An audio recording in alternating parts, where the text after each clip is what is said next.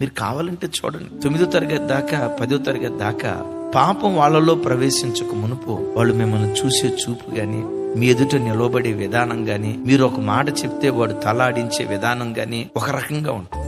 ఎప్పుడైతే వాడిలో పాపం ప్రవేశించిందో, పాపం ప్రవేశించక మునిపేమో పిల్లలను పట్టుకొని రాయ్ ఎవరాట చేసావు అని అన్నాం. లేదు మమ్మీ నేను చేయలేదు, మమ్మీ నేను చేయలేదు మమ్మీ అంటాడు. పాపం ప్రవేశించిన తర్వాత రేయ్ ఎవరట్లా చేసావంట, ఎవడు చెప్పాడు నీకు, నువ్వు చూసావా? ఇంకా 2-3 సార్లు రిపీట్ చేసింది అనుకోని, నేనంతే. ఎవడికి చెప్పుకుంటావో చెప్పుకో, కావాలంటే పోయి మీ మొగుడుకు చెప్పుకో. ఒరే ఏమిరా నువ్వు అన్నమాట, అవును పోయి చెప్పుకో. అరే మీ నాన్నరా, అయితే అయ్యాడు. ఏంటంటే ఇక్కడ నేను ఇంతే. ఇంత రూట్గా ఎందుకు మారిపోయాడు తెలుసా? పాపం ప్రవేశిస్తుంది. ఏ వ్యక్తిలోనైతే పాపం ప్రవేశిస్తుందో వాడికి దైవ భయం ఉండదు, మనుషుల భయం ఉండదు.